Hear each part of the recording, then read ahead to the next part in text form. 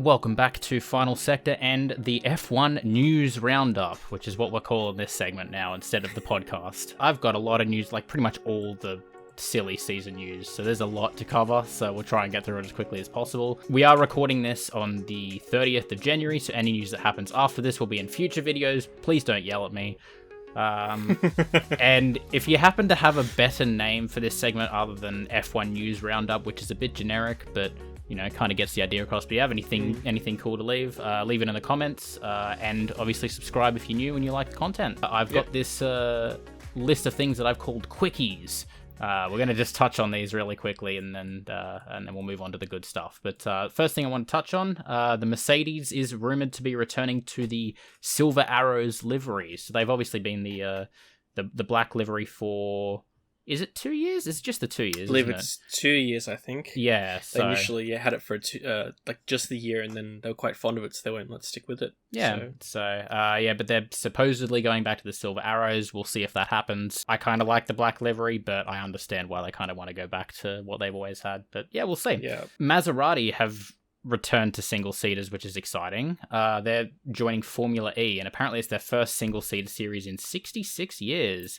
It's crazy. Which is wild. They said they're not ruling out a potential return to Formula One as well. I imagine is probably a long, long way away, and if discussions are happening, it's probably very early stages, but he's made mention to the fact that his friend Stefano Domenicali, who runs the other championship. So obviously he's got a good connection to Formula One, which, you know, bodes well for them. So we'll have to see in the future if that actually eventuates into anything. But it's exciting to even see him back in single seaters in any capacity. So yeah. Whoa. It's the ghost again. Dog. It's the bloody dog. Sorry. It's fine.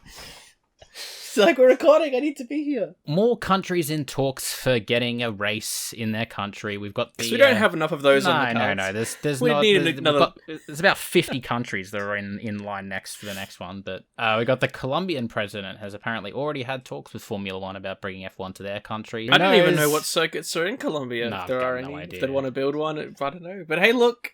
Yep. I mean, this current day and age.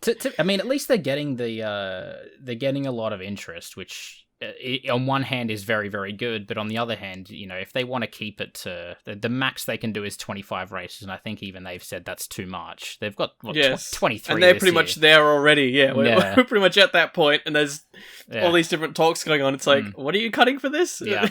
Yeah, something that might eventuate a bit sooner is there's talks. I think we might have even mentioned this very briefly in them talking about bringing a second America race, which they eventually did with Miami. They're talking about a third US race potentially coming to Vegas, and this was one of the other options that they had when they were discussing the second US race, was having it in Vegas down the main strip, you know, having it as a street circuit down the main strip of Vegas, which apparently is increasingly likely, and it's been suggested they could race as early as 2023, as early as next year. 3 races in the US? Yeah. I guess it would make a bit more sense to have like a rotating roster of some kind, right? Yeah, like they might have Texas as the you know, their the main staple, event, and then rotate Miami. Yep. Between 1 or 2 or 3 different cities, right? But they still want to go to South Africa, obviously. They want to get all these staple races back on, while also keeping all these races that they had in the COVID times, and then also all these new countries, and it's like you can't do all of them. So they're gonna have to, if they want all of them, they're gonna have to figure some kind of rotation. I just don't know. I don't know how they're gonna do it. But no. Singapore has just renewed their contract until 2028. So they've been out for 2 years, haven't they? They haven't done 2020 or 2021, did they? Correct. Yeah, they're one of the more COVID safe places. Yeah. So they're coming back for this year. I think they're later in the year. They're making a return, and they're on until 2028. So, you know, fair play to Singapore. That's one less spot for places like Colombia or Vegas. One less they can knock off. Yeah. So let's go on to some of the bigger news that we have in regards to the sprint race events that were planned for this year. So we had 3 last year. They were always going to plan like up it to 6 for this year, assuming they didn't go catastrophically wrong, which they deemed they didn't. But apparently those 6 sprint race events for this year are in jeopardy due to arguments from and this is Zach Brown speaking, from the unspecified big teams, Red Bull and Mercedes, to push for an increase in a cost cap to cover for them. I think they're asking for like a $5 million like extra, which Zach Brown was just like, yeah, that's not necessary, like at all. Looking at what they were allowed for this year, is they're allowed $450,000 extra, plus allowances of up to $100,000 per sprint race in case of damage. And Zach Brown was like, yeah, no, that's more or less close to what they required anyway. So, yeah, Zach Brown calling out the big teams. He's been doing a lot of that recently. So, well, I think I guess it was based on what I've seen, less Zach Brown kind of coming out and going, this is what's going on. From what I saw, I think there was a bit of Red Bull kind of leading the charge a bit, and very much, again, this whole premise of some of the, of course, the big thing this year is the big teams have had a lot of their funding slashed, so if they see some opportunities to potentially gain some extra funding,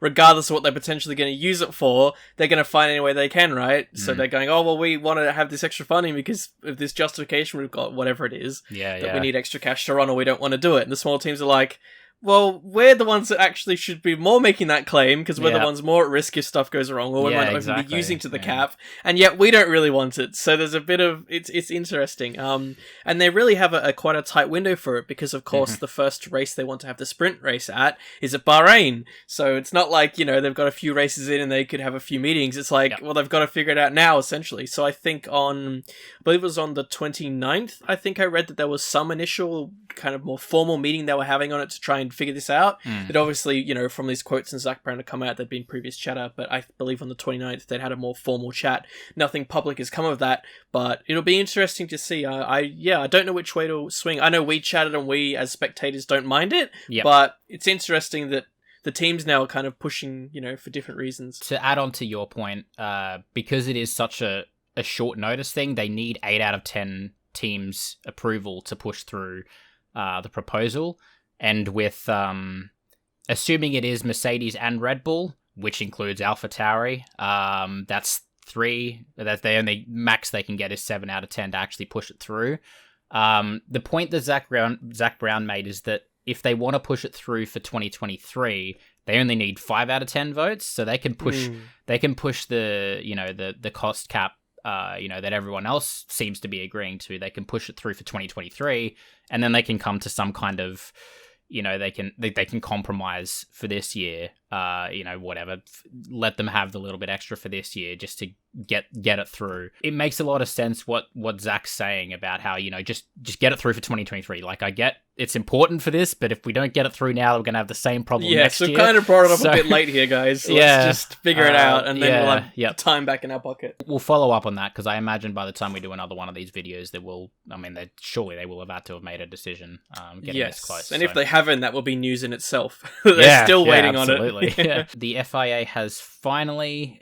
Well, they did a while ago, but they've started investigation into the Abu Dhabi race and the safety car period from last season. There's talks that Massey will get removed, or if he is still there, his role will change in a big way. They're releasing their findings, I think it's like 2 days before the Bahrain race, they said, which is very, very close. The idea is that they have it they've had the discussions with all the teams already. I think it's just that they're releasing it to the public before then. That might have even occurred again yesterday, because they did tweet out late on the 29th. They put another message out. 29th sounds right, yeah. Yes, we don't... They did... I thought it was about a week or 2 weeks ago, they put out kind of their first, I guess, statement post-event to probably say, we're underway looking into this, but the 18th will be the time we have something. And similarly, yesterday, or the 29th, they put out saying... We still have nothing to say. 18th is still that date we're working to. Stay tuned. The only thing that I think people have brought up, obviously, with Hamilton still having technically not announced his return, whether or not they're having it 2 days before the Bahrain race is like does Hamilton really have to wait until 2 days to decide whether he comes back? It's like, I'm pretty sure he'll be kept in the loop. I think he'll know well before then. So yes, yep. You want to hope so, unless something's gone. Yes, and they want to make sure. Yes, and given the fact that it has such an impact in the public eye. They want to make sure that when they do release something, that it's been, read over 50 times and edited 50 times for the public, right? Yeah. Regardless of what they're saying behind the scenes or more private conversations, completely different audience to what the public needs to read and see. Last bit of, I guess, big news for this year. I had this in the quickies and then something come up yesterday and I was like, oh, that's a big news one now. Yes, move that one up. Yeah, so the Honda F1 boss, Masashi Yamamoto, he's... Initially, I had it as like, oh, he's not ruling out a move to Red Bull, leaving Honda to go to Red Bull when they drop out. Turns out he's more or less done exactly that. He's staying on with Red Bull powertrains. From what I was reading, they've effectively set up he's set up a company to act as a consultancy between Honda and Red Bull powertrains. Yep. So he's going to be a contact between them to make sure the relationships stay strong all the way through till 2025, which is the other bit of news relating to that, which is that Honda will now be making the engines to give to Red Bull until 2025 rather than till the end of this year. So the original plan was that they'll keep supplying the engines till the end of this year, and then from 2023 through to 2025, Honda will supply the parts, but then Red Bull have to build the engines themselves. Will technically be the one building it and putting it together. So that has now changed. Honda will directly supply Red Bull and AlphaTauri until the end of 2025, which does a couple of things. The first thing it does is it removes the concerns for quality control, shipping all the parts over and then having to assemble them and then having to ship them that way, and it also frees up Red Bull to focus more on the 2026 power unit. It allows Red Bull powertrains to remain a new participant when they introduce their engine in 2026, where they get concessions, or they will be. They haven't discussed exactly what the concessions will be, but yeah, they'll benefit from the concessions of a new entry into the sport, which I guess is the whole push for the Audi Porsche thing as well, which we'll talk a little bit about later on. But they'll get things like potentially higher power unit budget caps, among other things. But it's a very, very smart move that they've kind of kept those relations very, very tight with Honda.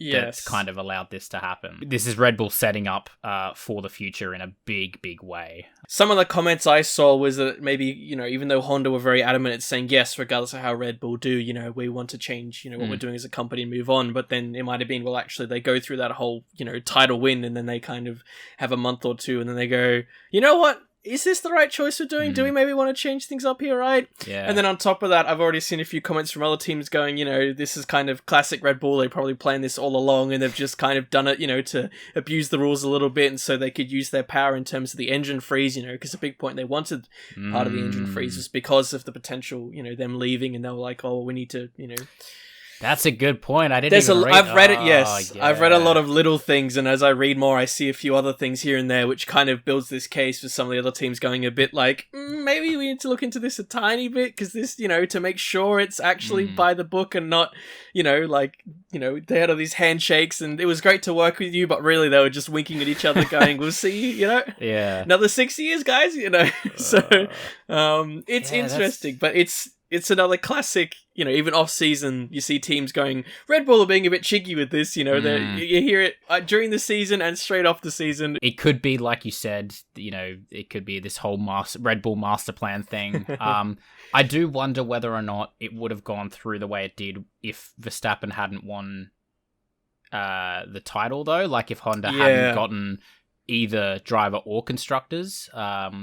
That's more a what if question, but I'm curious to know whether or not they would still have the same.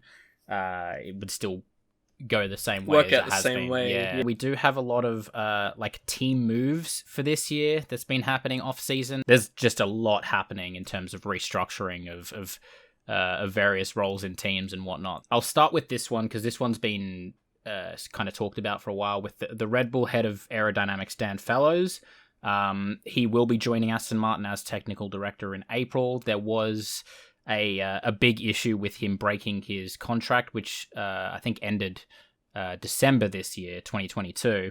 plus a 6-month notice period. So it wasn't until like July 2023 that technically he could leave his Red Bull role. But yeah, he was sort of hoping that they could sort of work something out to get him to Aston as of this year, which they have. It did start a bit messy though, where Red Bull took him to court. It got a bit ugly, but yeah, as of I think it must have been earlier this month. Aston and Red Bull have released a joint statement saying they reached an agreement, and he can join his team as of April 2nd. So this year, really big boost. There's obviously a reason that Red Bull tried to fight so hard to not get him to move. So I would say so suddenly as well. I would say that is probably a big boost for Aston Martin. Aston have been making a lot of plays recently with their restructuring. As of really last year, I think last year they had their started last year 5-year plan. Yeah, he's worked at Red Bull since 2006, so he can provide a lot to Aston. Particularly given that Red Bull, in terms of their aero, have generally been pretty good. So yes, he's often been put on quite a pedestal when they've had their successes. He's been on the podium quite a lot to celebrate with the team. And I remember when that news broke, I believe it was June last year, when they first mentioned saying, hey, this is going to happen. It was pretty big ripples, and obviously, very much at that time when it was still a few months into the rebrand of going, okay, when Aston said they were coming in and, Papa Stroll was like, we're going to make some big moves and big plays. This is a pretty big play. There you go. Yeah. Whether it was money or whether it was who knows, right?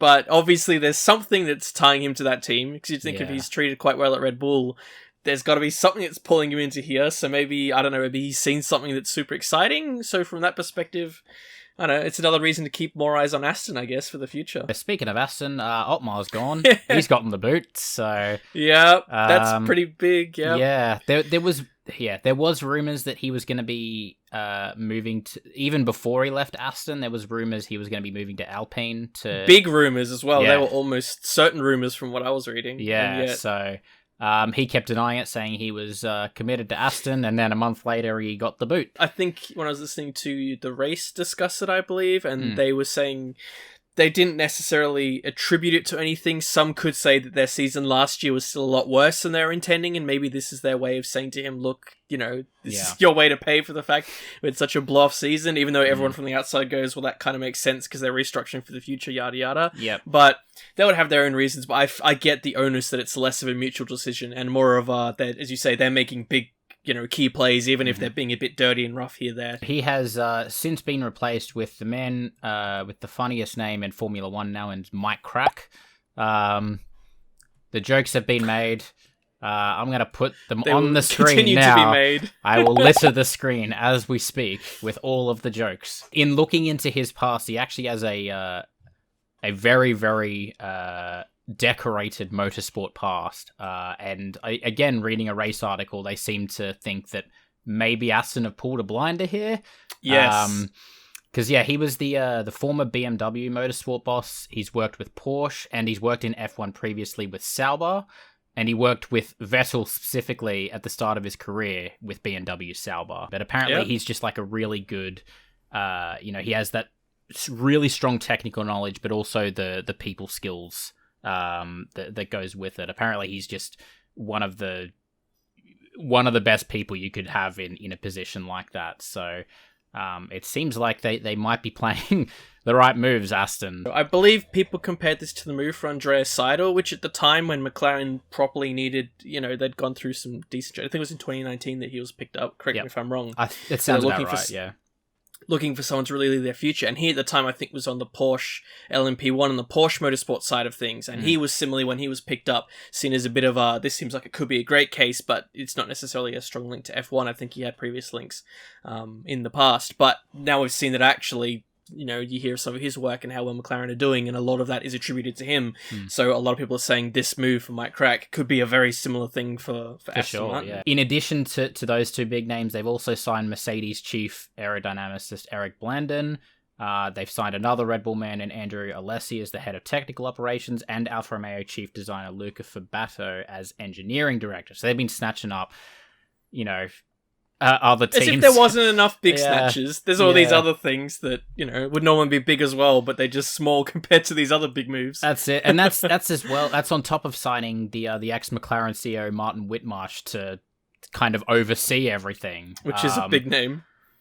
Yeah, they're definitely going to be a team to to look out for in the future. I'm not sure about this year. They seem to still be in their like preparing phase, but I mean, if you would expect in a few years, if they're nowhere, you'd probably go, obviously there's something very wrong going on here, because this is you know, this is the kind of moves that you should, you know, when we saw Renault/Alpine trying to build up, these are probably the moves they should have been doing, right? Because where they are now, you'd expect them to, you know, so they're, you know, in comparison, I think making some pretty big things. So again, as I said before, exciting to watch the next 100%. Few years, see how they do. Yeah, Red Bull have signed Mercedes head of mechanical engineering, specifically of their engine division, which, as we know, is incredibly powerful.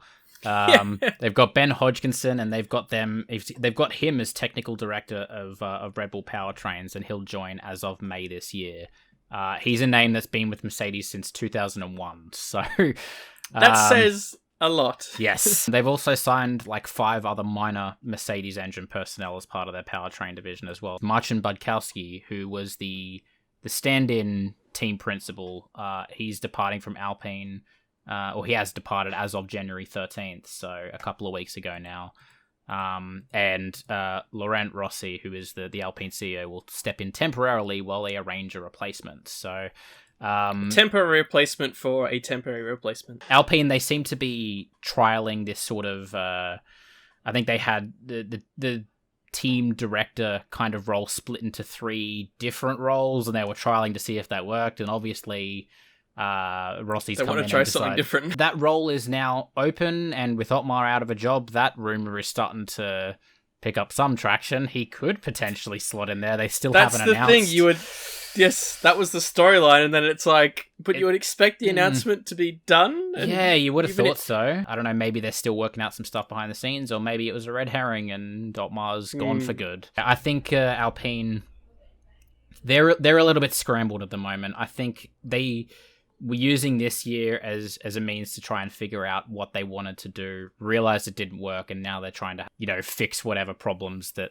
they have had, which according to Alan Prost, quite a lot in terms of the higher management, because he's also announced his departure from Alpine despite being given a contract for this year. Yes. So it's pretty big. It says a lot about, like, he was brought on, it was when they were relatively new back into it, because it's not like we talk about, you know, Alpine itself is a new, you know, the branding itself, I guess, is a newish thing, but, you know, Renault, Alpine as one unit has still been back for a few years now, and of course when they joined, regardless of what you saw, your perception of them in terms of being greats of the past, they still, you know, were saying, oh no, we're going to, you know, use a few years and ramp up and we'll change some things and that. And now it still feels like that, A, they're making moves for a team that still doesn't really know what it wants to do, and they're trialing things like it's their 2nd or 3rd year. And B, the main guy they had, who they wanted to have almost like a role that Niki Lauda used to perform for Mercedes, is kind of like, no, I'm out of here. Like, I've gone all right, but I don't know, this isn't... Yeah, it's not working for him, because he hinted to like complications behind the scenes and like a lack of respect, and didn't agree with how Laurent Rossi's management styles were going on. Yeah, and which, you know, it doesn't bode well. Yeah. You say that's less because you go, oh, Alan Prost, that old timer, he doesn't know what he's on about. He still gets a lot of respect. You still hear him talk about the sport in interviews. And he used to actually, you know, you have to see him, I feel like you have to see him on the pit wall and do interviews now and then. Yep. But I feel like more recently, you really haven't seen his face a lot and talking about things. So whether that's because he's just been less involved or because he himself has chosen just to speak less. But really in the past few years, he's you know, dipped a lot to when really when he came in, I felt like, oh, cool, he's almost like the face of it. As I say, you know, you used to see Niki Lauda be interviewed and talked a lot publicly, as much as Alan Prost did, but obviously he's deciding to, you know, move on to something else. So it's, you wonder what it says, and even if you just look at movements that are happening at this time, which is pretty critical for teams to set themselves up, as we say, these are new regs. Yes, you might have wanted to get guys in a year ago so they could, you know, help form the basis in that, but still, if you're going to do it now. Yep. The fact that they're losing people, they're kind of publicly saying we're trialing a few things, but other teams are almost like, oh, we've been through our trialing period. We know how we want to structure this. We know the people that we want. Yeah. It's like they seem a year behind. Yeah. Yes. They seem a concept behind. Yes. Almost. Yeah. And it's not that long ago when they were in the same position with McLaren, where they were kind of at the same-ish level as them, and then McLaren shut up and they weren't there. So everyone went, okay, is it their turn now? And now it looks like it's going to be Aston's turn potentially next. And then Alfa Romeo pop up and go, oh, we're next. Yeah. Actually, this wasn't in my notes, but apparently, speaking of Alpha, they've come out and said that given their new sponsorship, they're actually going to be running pretty close to the cost cap this year as well. So that's good. Which is really good for them. That means that I mean, obviously, a lot of that money is coming from China, but it does mean that they're obviously a team that didn't have quite as much funding as some of the higher teams, and they're running close to the cost cap now. So that's really, really good to see that at least that cost cap is starting to work.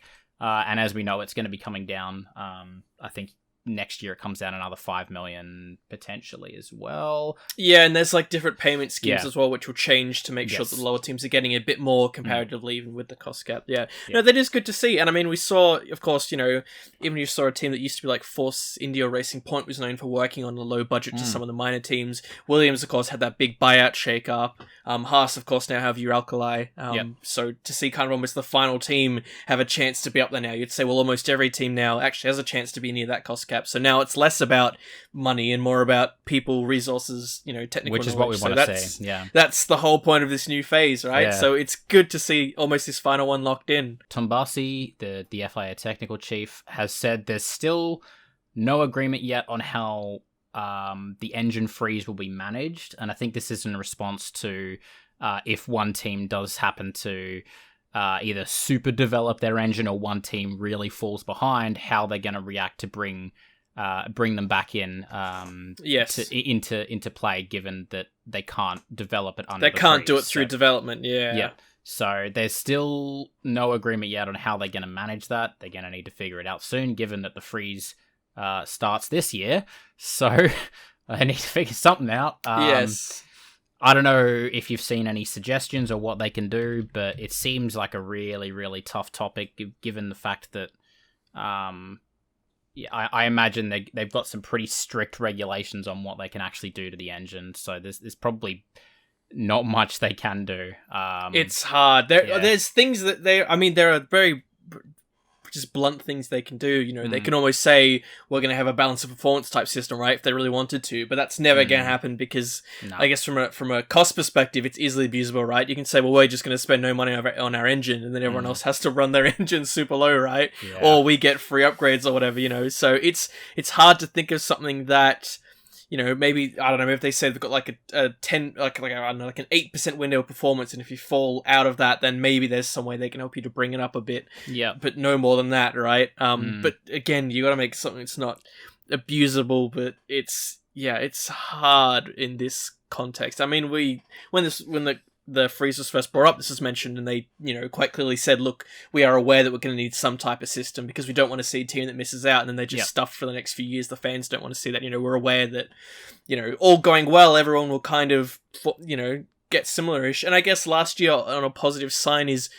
was probably one of the years in recent time we heard less chatter about, a team falling back. We go, that's because they haven't got that speed on the straight, or you see a Mercedes fly, We had some weekends where, especially the fresh Mercedes engines we talked about, in our season review and how they were flying, but then even Red Bull kind of went back what they were saying with that, and they were saying, no, actually, we think their engine is performing about what we expect. They weren't really complaining about it, or saying, oh, we need more power, So you'd hope best case is that they don't actually really need a plan, and, so, but then they don't want to leave it, and then suddenly there's an issue, and then they're pushing to make something fast, right? So it's a really hard one. I think about it a fair bit, and I still got nothing. I got no idea. Nothing at all. Yeah. Again, wouldn't want to be in their shoes trying to figure something out there. No. So I think they're just sitting there, just like looking at it and just fingers crossed, like, please, no one fuck up, please. Come on, Renault, you can do it. They're the one I'm really worried about, like I said, because Ferrari have made such huge gains, and they're talking about how, even with their development of this engine, they're really, really positive, and Honda, they've come so far in a couple of years, and now that they're committed to staying with Red Bull and AlphaTauri, and Mercedes are always there. I think they'll be right. It's Renault again. We haven't heard much from, and it seems like if any engine's gonna kind of dip, it seems like they're gonna be the one to do it. Speaking of engines, we're gonna talk a little bit more about the brand new engine that's coming into play for 2026. The FIA have released a little more information in terms of what that's going to entail. There was a lot of talk about them losing the MGUH, which has now happened. They are going to lose that. Instead, they're going to increase the electrical power output up to 350 kilowatts, which is about 470 brake horsepower. They're just going to add that to the MGUK. So, the MGUH is well known for being like a really complex system and has little to no road relevance. So they've been pushing to kind of get rid of it, particularly, your Audis and your Porsches and people that want to come in. Because that barrier to entry with the brand new engine with that really complex system, they've been trying to get rid of that. That's the biggest news. They are going to be introducing a power unit cost cap as well, which we already sort of figured, but they haven't set a level as of yet. I imagine they're in discussion with current manufacturers. Plus, again, I reckon they're taking a lot from Audi and Porsche.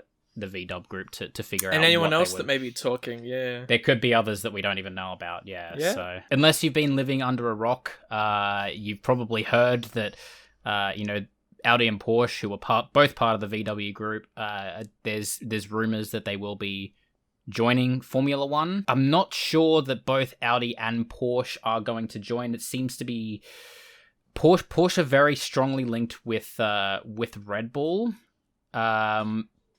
But now that they've got this sort of Honda thing, and I know this is growing more. It was Honda are done, and now it's well, maybe not. And as soon as you start saying that, you go, well, need for something new drops maybe a bit. It's kind of a weird one because the Porsche Red Bull partnership, in terms of Porsche, the idea was that, or the rumor was that Porsche were heavily linked with Red Bull powertrains and coming in and helping them develop their new engine. But again, with that Honda extension to 2025, it's kind of a hard one because I don't know if Red Bull are still maybe holding out hope that maybe Honda by then can potentially, I don't know, maybe extend something, or they can work out some kind of other deal to keep using Honda parts, or I don't know. They might be looking at that. Porsche have also been linked with Williams, apparently, as well, though. I think both Audi and Porsche have been linked with Williams. But Audi in particular have been consistently linked with McLaren, also potentially supplying them with an engine. Obviously, McLaren have the Mercedes engine through to 2025, which has been working very well for them. But, after that point, there is the possibility of them going with someone like Audi. I think there's, again, rumors of Audi potentially buying a stake in McLaren. It feels like, we get very, very close. It's like these rumors seem like they're certainties, and then another thing gets added, and it's just like, oh, okay, maybe that's not happening then. So, I don't know what your thoughts are on it, or what you've read that maybe you've got a bit more information than I do, but it seems sort of a bit, Yeah, I've got similar info, I guess. What's easy to forget, again, because there's less disparity between engines, and because they clamp down on some of the rules that if you're a customer, it used to be not that long ago where if you're a customer, you were allowed to get year-old engines from your supplier, for example, or you could get old mapping, everything like that. But they changed that in the last few years. I don't remember specifically when, but they changed it to kind of say, look, if you've got customers, they need to actually have up-to-date gear. So there's less I do vaguely of this kind remember of that, Yeah, and so there's less of the excuse for some of the smaller teams as well, just to say, well, even if we want to put a lot of money in, there's no point because we're not a works team, right? And that was a big thing with Red Bull and Renault, and saying, but we're still, with Renault coming in and kind of going, now they've got their works team there. So from that perspective for McLaren, of course, when I guess back when McLaren were McLaren Mercedes, and Mercedes wasn't a realized team yet when there was still Honda, they were, more the works team. So for something like McLaren Audi, a big point of it is that they can actually then, assuming that Audi's not pairing or coming with their own team, and then McLaren's also going to be a customer. So the point is that, if this is, we could just have more luck right now that the engines are quite close. But if McLaren then want to say, look, our future is still to be back at the top every year fighting, they probably need to have their own engine that's working and team that's working with them, right? Yep. So that could be another push to say, you know, Audi, well, if they're happy with what's being said in terms of what's going to happen in 2026 when they make the changes, they may go, okay, well, actually, if Audi are very heavily involved in these talks with like what they're saying, maybe, you know, best case in the short term, we can see them fighting up there, but maybe that's when they say, this is our next era, we're back at the top, we've now got a proper partnership that, you know, we run, so I can see them doing it for that reason as well. Even though, as you say, the Mercedes seems quite strong, there's no reason why it wouldn't be as strong. And it seems that the McLaren, as we saw last year in their first year together, they bloody killed it together, and that was just their first year of integration. So that's it. It's interesting, but it's cool to, I don't know, have, you know, new engines and that. It's not that, you know, you look sometimes 10, 20 years ago and to see all the different engines that used to be there, and even 30, 40 years ago in the, you know, you'd see different engine manufacturers popping up almost every race sometimes, you know, so it's been a bit different, of course, because of costs and everything like that, but I'm always open to seeing new manufacturers back. Oh, absolutely. Manufacturers that might have been in the past or ones that have never been in the sport, right? So yeah, absolutely. Especially if they're gonna, obviously the rules are made so they can be competitive when they enter as well. It's not just gonna be like, they come in and then they're like, it's McLaren Honda seconds all over again. yeah, or even worse than that. They're like 5 seconds off, like some of the old days where they're just like, you know, they don't even qualify because they don't even the Life reach the W12 engine. Oh. They do 2 corners and it blows up.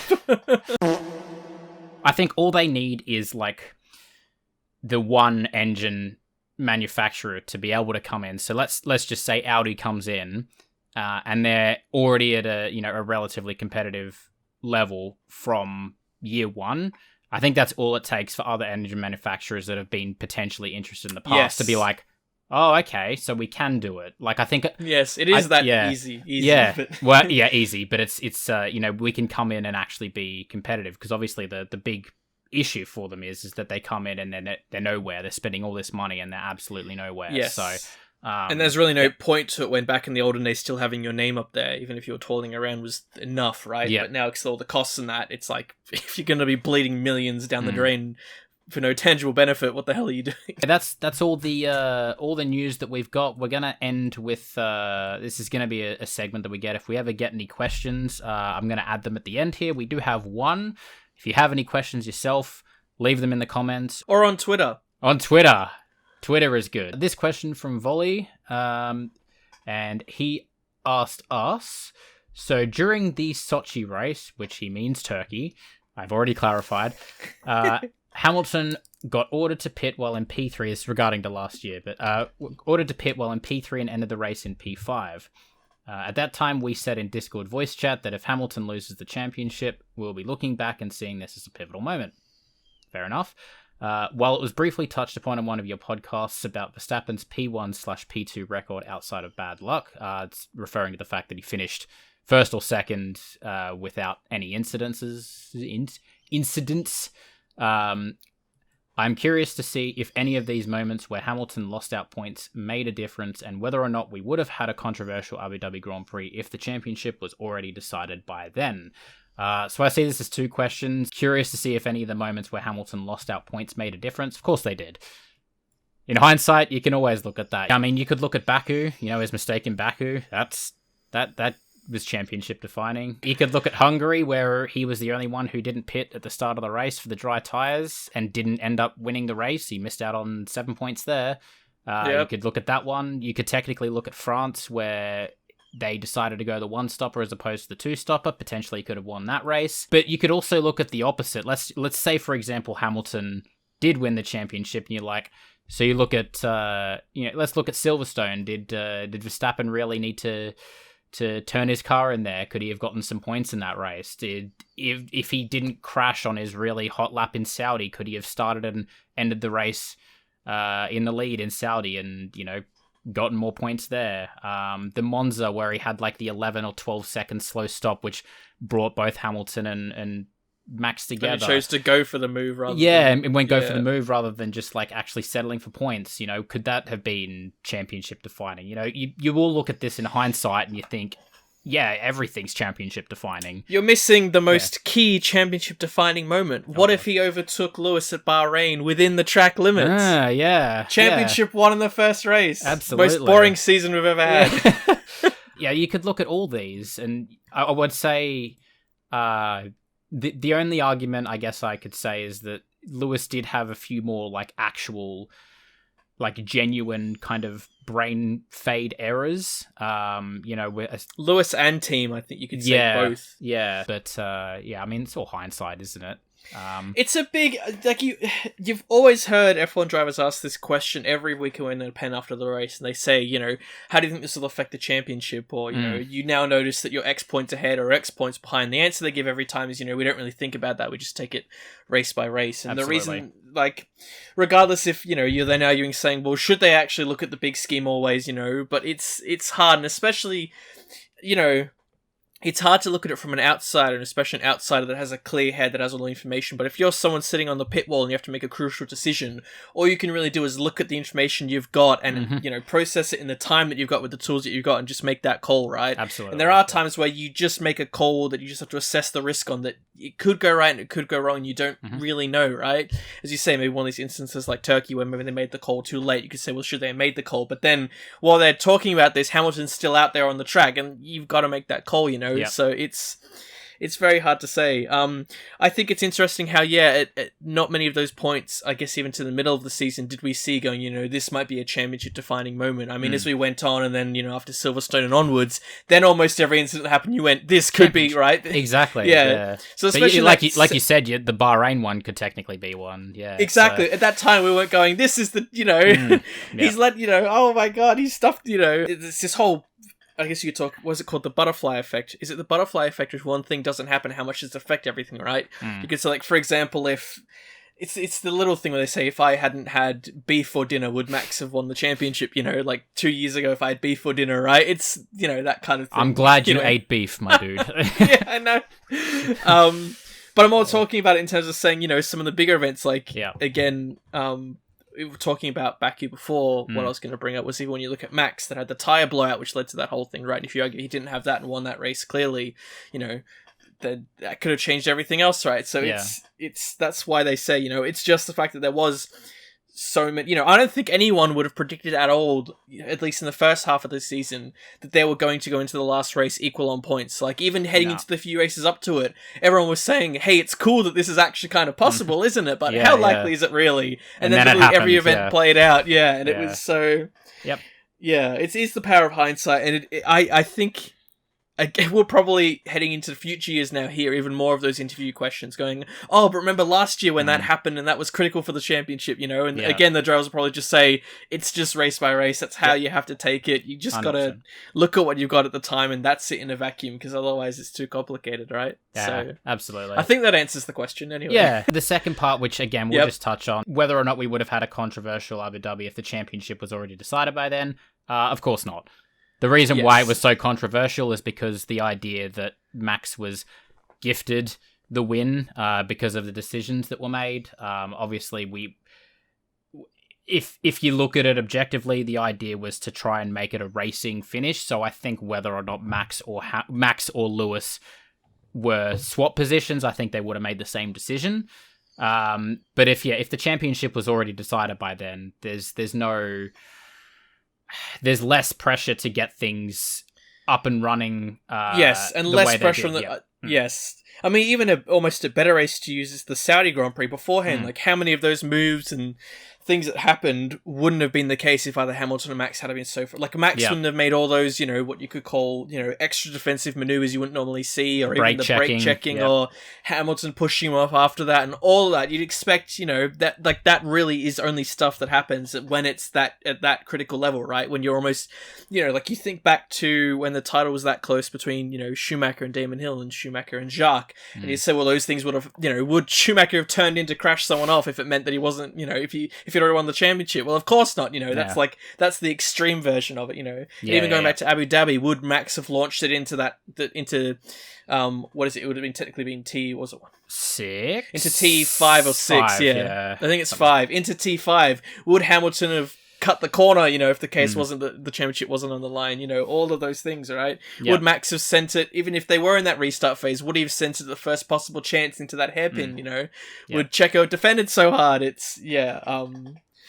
You'd want to say they're always racing at 110%, and regardless of what's going on, they'd always want to make the decisions. But your risk evaluation does change when there's a lot more on the line, right? But you can't go into the start of the season and go, we have to put everything on the line at every stage. But Yeah. Hopefully that answers the question. But it's a good talking point. Oh, absolutely. But yeah, if you have, like I said earlier, if you have any questions, leave them below. If we deem them good enough, we'll add them in the next ones. So. But that's it from us. If there's any more news, which I feel like every day there's a new bit of news, we might do another one before the season starts.